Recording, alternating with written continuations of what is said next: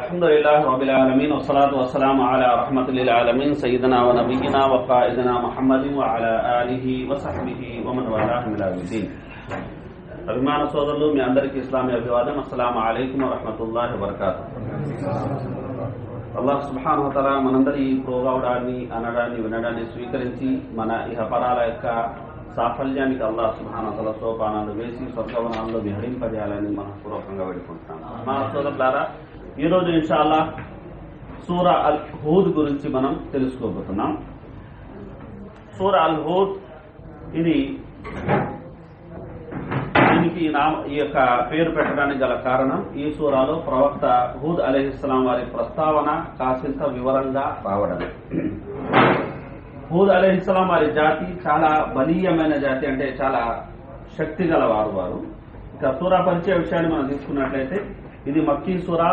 12, 17, 114 ఆయతులు తప్ప, అంటే ఈ 3 ఆయతులు ఏవైతే ఉన్నాయో ఇవి మదనీ ఆయతులు. ఇది ఈ సూరాలోనిది, అంటే దీని యొక్క ఆయతుల సంఖ్య దాదాపు 100కి ఇటు అటు ఉంటుంది. ఆయతుల సంఖ్య 123. క్రమానుసారం ఇది 11వ సూర. ఇది హురూఫ్ ముఖత్తాత్, అంటే అలిఫ్ లామ్ రాతో ఈ సూర మొదలవుతుంది. రాయాత్ గురించి మీకు చెప్పడం జరిగింది. ఇంజీల్ స్థానంలో ప్రవక్త ముహమ్మద్ సల్లల్లాహు అలైహి వసల్లంకి రాయాత్ ని అల్లాహ్ సుబ్హానహు వ తఆలా ప్రసాదించాడు. ఇది ప్రవక్త గాథల్లో గల పరమార్థ వివరణతో ముగుస్తుంది. అంటే ఈ సూర పరిసమాప్తం దేంతో అవుతుంది అంటే ప్రవక్తల గాథలు ఏదైతే ఖురాన్లో పేర్కొనబడ్డాయో దానిలో ఉన్న యొక్క పరమార్థాన్ని తెలియజేస్తూ ఈ సూర అనేది ముగుస్తుంది. ఇక ఈ సూరాల యొక్క ముఖ్య అంశాన్ని మనం తీసుకున్నట్లయితే ఇది కూడా ఇతర మక్కీ సూరాల మాదిరిగానే తౌహీద్, రిసాలత్, ఆఖిరత్ గురించి నొక్కి పెడుతుంది. అయితే ఈ సూరాలో ప్రవక్త సల్లల్లాహు అలైహి వసల్లం వారి, అంటే ప్రవక్త సల్లల్లాహు అలైహి వసల్లం వారిపై ఈ సూర అవతరించిన కాలం నాటికి ఆయన తీవ్ర మనోవేదనకి గురై ఉన్నారు.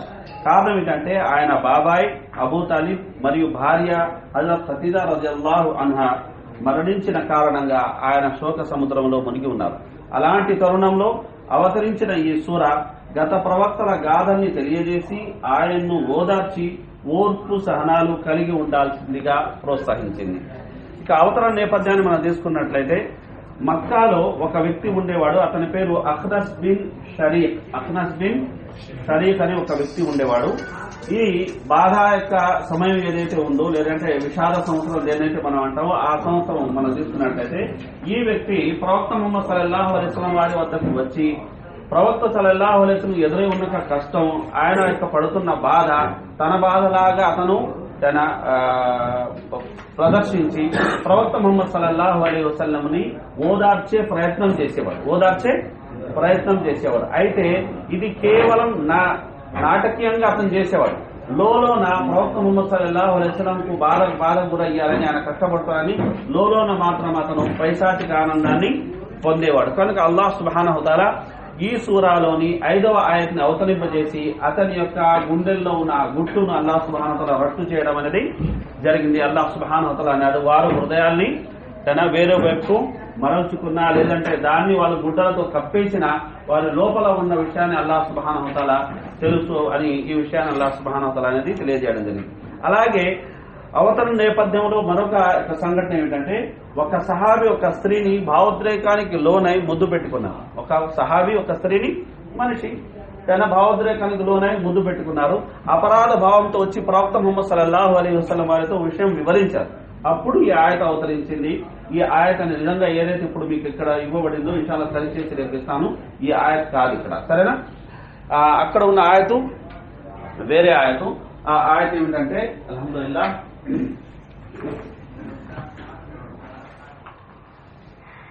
అకిమిస్ సలాత తర్ఫఇన్ నహారి వ జులఫం మినల్ లైలి ఇన్నల్ హసనాతి యుద్హిబునస్ సయ్యిఆత్. దినపు యొక్క 2 సమయాలు, అంటే సూర్యుడు ఉదయించక ముందు కానీ సూర్యుడు అస్తమించిన తర్వాత కానీ ఈ 2 వేళల్లో నమాజుని స్థాపించు అని సెలవీయడంతో పాటు పుణ్యకార్యాలు పాపకార్యాలని హరించి వేస్తాయి అని ఈ ఆయతలో సెలవీయడం అనేది జరిగింది. ఈ ఆయత అదే సందర్భంగా అవతరించింది. సరే, ఇక ఈ సూరా ఘనత విషయాన్ని మనం తీసుకున్నట్లయితే ప్రవక్త ముహమ్మద్ సల్లల్లాహు అలైహి వసల్లం వారు సెలవిచ్చిన మాట, అదేమిటంటే హూద్ మరియు దాని చెల్లెళ్ళు నన్ను వృద్ధుణ్ణి చేశాయి అన్నారు ప్రవక్త ముహమ్మద్. సరేనా? మరి చెల్లెళ్ళు అంటే ఇతర సూరాల గురించి ప్రవక్త ప్రస్తావించారు. అదేమిటంటే సూరతుల్ వాకియా, సూరతుల్ ముర్సిలాత్, అలాగే సూరతుల్ నబా, తక్వీర్, ఈ యొక్క 4 సూరాలు మరియు హూద్, ఈ సూరాలు నన్ను వృద్ధుణ్ణి చేశాయని ప్రవక్త ముహమ్మద్ సల్లల్లాహు అలైహి వసల్లం వారు సెలవిచ్చారు. అబూ అలీ అస్సరి అనే ఒక వ్యక్తి చెబుతున్న మాట అంటే, నేను ప్రవక్త ముహమ్మద్ సల్లల్లాహు అలైహి వసల్లం వారిని చూసి అడిగాను, మిమ్మల్ని హూద్ సూరా వృద్ధుణ్ణి చేసింది అని మీ గురించి జనులు అనుకుంటున్నారు, ఇది నిజమేనా? అందుకు ఆయన అవును అని చెప్పారు. అప్పుడు ఆ వ్యక్తి కలుగ చేసుకుని నేనన్నాను, అందులో గల ప్రవక్తల గాథలు, గత సముదాయాలకు విధించబడిన శిక్షలు మిమ్మల్ని వృద్ధుణ్ణి చేశాయా అని అడిగారు. అందుకు ప్రవక్త ముహమ్మద్ సల్లల్లాహు అలైహి వసల్లం వారు అన్నారు, లేదు, అల్లాహ్ యొక్క ఆదేశం ఏదైతే ఉందో ఆ ఆదేశం నన్ను వృద్ధుణ్ణి చేసింది కనుక అది పైన ఉన్న ఆయత ఏదైతే ఉంది కింద ఉండాల్సింది అది కనుక ఆ ఆదేశం ఏంటి? ఫస్తకిమ్ కమా ఉమిర్త వమన్ తాబ మాక వలా తద్గౌ. ఈ యొక్క ఆయత అనేది 112 హూదులోనే 112వ ఆయతగా ఉంది. అంటే ప్రవక్త సల్లల్లాహు అలైహి వసల్లం, నీవు మరియు పశ్చాత్తాపడి ఆయన వైపుకు మరలిన నీ సహచరులు నీకు ఆదేశం ఇవ్వబడిన విధంగా రుజుమార్గంపై స్థిరంగా ఉండండి. రుజుమార్గంపై